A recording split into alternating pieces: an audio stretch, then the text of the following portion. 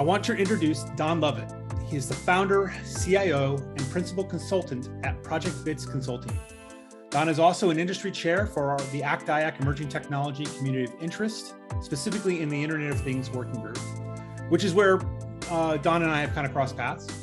I also want to mention that Don was previously the CIO for the Office of Contracting and Procurement with the DC government. So we have public service in common, which I like that. And so you have some experience and we have some commonality. And then Don is responsible for the North and South areas for the Government Blockchain Association, which is an amazing group who are trying to move forward with this kind of key technology. So thank you for joining me here today, Don. I'm glad to. Thanks for the introduction. Let me share with you a little bit about my background. I grew up in Houston, Texas. I was just there last weekend, as a matter of fact. It's grown considerably.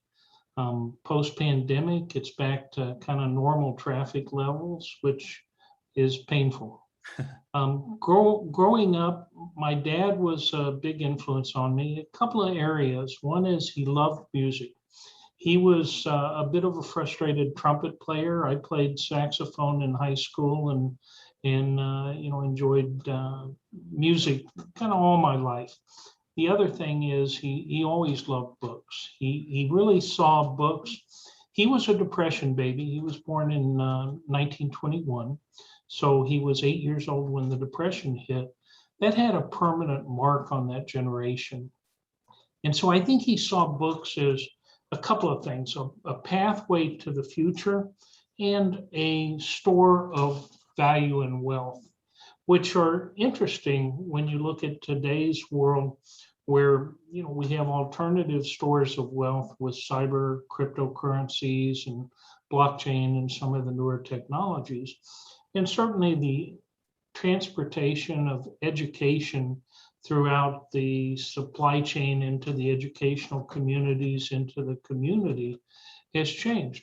I grew up in a world where K through 12 in education was important. If you were fortunate to be able to go to college, then even better. And I was probably an average student in terms of performance, probably a little above average in terms of wasted capability, we'll say. But I'm persistent. I stuck with it. I got an undergrad degree in accounting, a master's in finance, and ended up teaching in a university setting for several years in a graduate business program. So I really think that foundation of loving music, loving the connectivity. And that's really played well to the IT world. When you think about integration, yeah, it's a little different than when I was 8 years old and plugged 8 or 10 speakers into a single amplifier just because I wanted as much surround sound as I could get. But, there's some similarities there. So how do you go from a finance accounting realm to getting involved in IT projects? I think it really borders on curiosity. When the computers kind of hit, now I was born the same year that Steve Jobs, Bill Gates, and the one of the Sun founders were born. So I grew up in kind of the emerging computer age. I had an Osborne computer when I was in college, so I was an early adopter of the technology. In a finance role, I was actually a controller.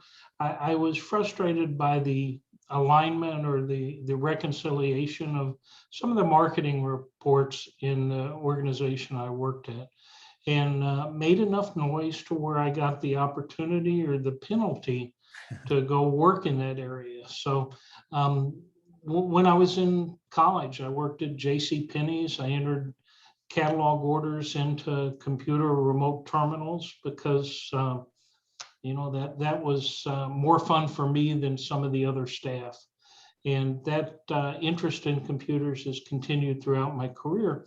Really the intersection between value, which is denominated a lot of times in finance, and performance, and really the ability to measure things is, kind of a constant thread. So then what brought you to starting your own company? I had been a partner in a consulting organization for about 10 years. And like a lot of market conditions, they had made some decisions, some of which were good, some of which were challenging, that eventually led to their bankruptcy. And so as they started to ramp down, I was offered an opportunity to, kind of get some help with the transition. When I went through that process, I was told I'm very balanced in terms of, kind of their 4 quadrants where they classified people. Are you really good organizationally, management, marketing, or maybe analyzing, designing? I was kind of in the middle. Maybe that's to say I'm not really that great at any of them, but I have a balanced viewpoint. And so I really think that curiosity around how things work, how things are put together, fueled an entrepreneurial spirit. I had started working at an early age. I started, at one of the burger chains when I was 15. And I've had a variety of jobs, worked through college, and, had an internship overseas early in my career. So, a lot of different experiences. Interesting. And is there any truth to owning your own business being both a celebration and a challenge? Well, there is. I mean, one thing you get to do is I view myself as a problem solver. And typically in a consulting environment, the clients are really looking for challenges and problems. Having been involved in, 30, 40 different organizations, I've seen things that worked, and I've seen things that, maybe should be avoided. So I think that level of expertise and experience really helps people to kind of shorten their time to value. Consultants, they come in all kinds of sizes, flavors, packages, but I think the truly good ones are very empathetic with the client needs and, really go in with the intent of solving problems in a collaborative way. So as you've gone through your varied career, I'm sure you've seen things that you wish we did differently. To put it easy, if we all came to you, Don, and said, Don, what's we need to make a change. What would that change be for you? Either a change you think we should make immediately, or at least something we should consider changing. I get a little philosophical around that question because having, kind of worked with the growth of the internet over the years, I've seen it kind of move in directions that it was intended and move in some directions that it's, stressing quite a bit. So for example, I got a chance to visit BBN, which was one of the people that originally did some of the signal processing in the internet. MCC, who were the first people to really create a commercial web browser application with a community of interest. And so really moving toward the internet as we know it today, some of the defects in the design are becoming more glaring every year.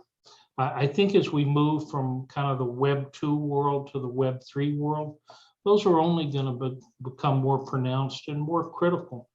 Things like cybersecurity, if in fact we had accurate identification of parties that were involved in transactions, be they email or a monetary transaction, I don't think we'd have the level of problems that we have with cybersecurity. The internet was never designed to carry any information about the parties. That's just, not in the fundamental design. So if you go back into the 70s and 80s when the OSI stack was put together, there's 7 layers to it, but the missing layers are, I think, what's going to need to come next. So, my frustration is really around how can we make the next generation of communication, and that includes protocols, the privacy aspect, the identification of parties, and really the storage of transactions and some insight into, how your records are protected, how they're accessed. I think all that's going to be actualized by some of the current technology that you're seeing. Some of the people that I work with in the blockchain community, the old rules don't apply to them. Mm-hmm. And that can be good, and that can also be challenging, because at the end of the day, integrating with the existing installed base is always going to be a challenge. But that being said, using the new technology to look at things like, my medical record was accessed 23 times, and here's who did it. I was involved in the decision-making around who I allowed to access my private information. That's really the internet that I see coming, and we'll actualize with some of the intersection of the various technologies that we're seeing today. That's very interesting. Yeah, as you know, I'm a fan of blockchain technology and the some of that structure that it can bring to our wild west of an internet today. I mean, our leader at the GBA, Gerard Deshay, who's just a phenomenal person, really. He kind of characterized it in terms of there's blockchain for currency and monetary transactions, and there's blockchain for infrastructure. So I tend to mentally follow that path when I start to talk to somebody about blockchain, either to gain information or gain insight into where they are in that spectrum, and kind of drive the conversation accordingly. Certainly in the government sphere, there are things like funds transfer. As a former CIO in the District of Columbia Office of Contracting and Procurement, moving large values between agencies across the vendor community, those are all challenging problems, and blockchain's got the potential to really start to improve not just the record keeping, but improve the activation of the intent. We all want to have things happen, but smart contracts, some of the Web 3.0, the really internet, moving into the physical space is going to be exciting times. Absolutely. So Don, what's next for you, or what's next for ProjectBits, or actually even give it kind of a brief description of what ProjectBits, what the type of work you do. So we've been consulting. I've had the firm for a little over 15 years. My first client was Logitech, people you probably know and love, mouses, keyboards, mice, I guess is the plural. And, fascinating to do those types of big integration products.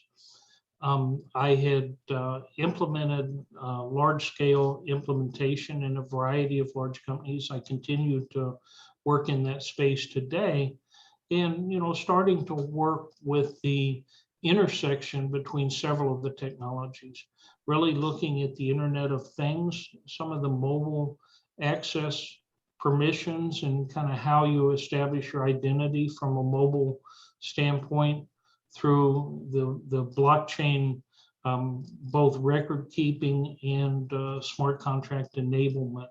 So that's really where ProjectBits is going, where I'm going personally. Additionally, I was involved in a technology called business process mining that goes in and analyzes the process execution. So I think a lot of processes are gaining complexity. I think there's a sense that with artificial intelligence and some of the advanced algorithms, we can automate those things. I think there are some harnesses, some guardrails, some things that need to be established, just if only to understand where we are on some of those things. Very interesting. Well, Don, I look forward to seeing what we get from those and what the future holds. And I thank you for coming on the podcast today. I really appreciate it. Wonderful podcast. I'm privileged to be in the company of the giants that you've already interviewed, and hopefully this will be a helpful episode.